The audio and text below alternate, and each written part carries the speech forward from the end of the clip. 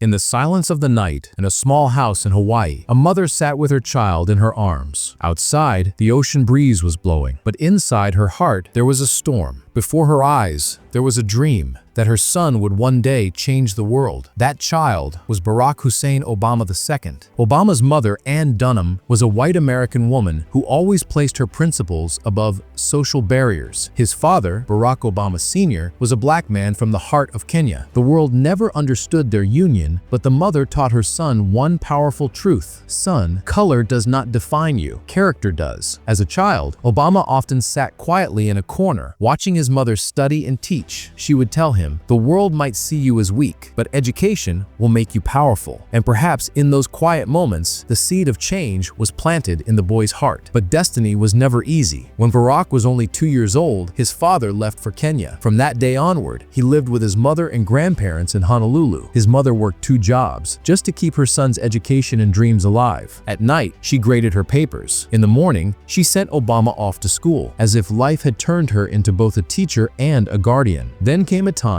when Barack struggled with his own identity. He stood between 2 worlds, one white, one black, not completely belonging to either. His classmates would sometimes mock him for being different, but Obama would stay silent, remembering one thing his mother always said: "The most valuable thing in you is you." Time passed, and that quiet boy became a young man. In his eyes shone both his mother's dream and his father's unfulfilled struggle. He began to read more, think deeply, and observe life differently, realizing that to change the world, one does not need power, only an honest purpose. His life took a new turn when he moved to Indonesia with his mother and joined a local school there. Seeing poor children walking barefoot, something inside him caught fire. He whispered to himself, "When I grow up, I will do something for them, something no one has ever done." That was the moment when Barack Obama began to transform. Not into a politician, but into a sensitive human being. They say every great dream begins in a mother's heart, and when that dream is pure, it becomes history. Years passed, and Barack Obama returned to America, a place that had changed but still carried the same shadows of inequality. He was young, full of questions, and restless to find his purpose. At Occidental College and later at Columbia University, he began to dive deep into the struggles of common people. He didn't just study books. He studied life. While most of his friends chased success, Obama searched for meaning. He used to walk through the streets of New York, watching the poor, the homeless, the ignored. And within his heart, his mother's words echoed. Real power isn't in ruling others, it's in lifting those who've fallen. After completing his education, he started his journey as a community organizer in Chicago. There, he met people whose lives were trapped in poverty and pain. Broken houses, lost jobs, shattered hopes. But he didn't turn away. He listened, he learned, he stood beside them. And in those moments, Barack realized politics isn't about speeches, it's about service.